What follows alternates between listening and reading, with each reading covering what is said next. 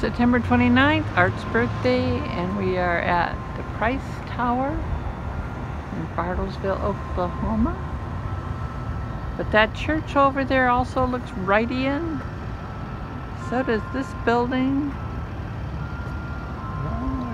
And so does that one. Gotta find out the story here. Well, we did find out the story about those other buildings. They were not Wright designs, but they were designed to fit in with the Price Tower. I don't think I've seen that anywhere else, that there's a Wright property. Anyway, the Price Tower is a 19-story building in Bartlesville, Oklahoma, built in 1956 and designed by Frank Lloyd Wright. It's the only skyscraper he ever built.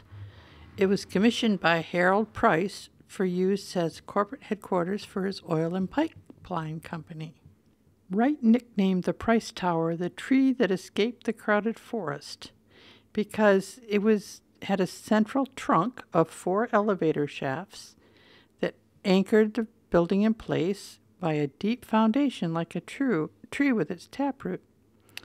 And then the floors of the building are cantilevered from the central core, like the branches of a tree. He called it the tree that escaped the forest because his original design was supposed to be built in New York City, but the project was canceled because of the Great Depression.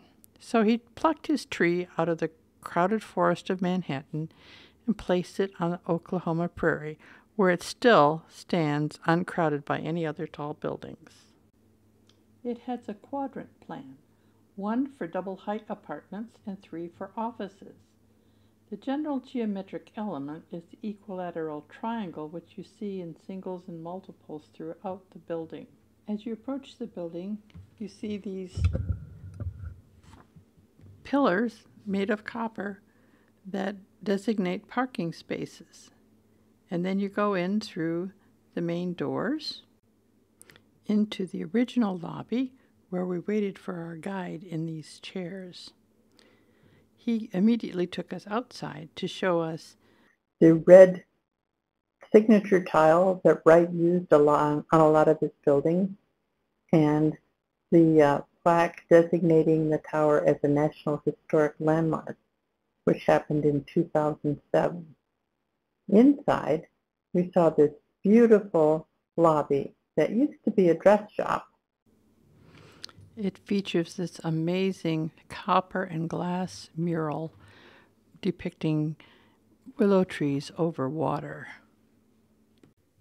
A ride up the elevator took us to the corporate apartment, which has been restored to the way it looked in 1956. There are guest rooms, hotel guest rooms, but this is more of a display, more of a museum piece, showing the way it used to be. This is a view of the kitchen. Then we went out into the hall and saw more of Wright's geometric designs. Our guide told us that Mr. Price used to provide free lunch for his employees at the commissary, which they could eat on these beautiful balconies on each floor. Next, we went into the penthouse offices. This is Mr. Price's secretary's office and some views of his office, which was very tall. It had this beautiful furniture. Wright designed all of his own furniture. And this vertical fireplace, along with an amazing glass sculpture designed by Wright himself on the wall. Now, Mr. Price wanted a table lamp, but Mr. Wright wouldn't let him do it. He made him hang it from that very tall ceiling. He also wanted a globe, which Mr. Wright made him hide behind the door. Mr. Wright was kind of pushy that way. Here's a view of the patio that Mr. Price had in his apartment. Now, this is what a guest room might have looked like later on. I'm not sure what they look like today. After we were done with the tour of the apartment and the executive offices, we went down and just looked around the museum without a guide. Like I said, this is currently an art space. It also has historic things telling about the building of the tower, the design of the furniture, even the wastebasket. Then we went out onto the patio to see this space, which originally was the residence entrance.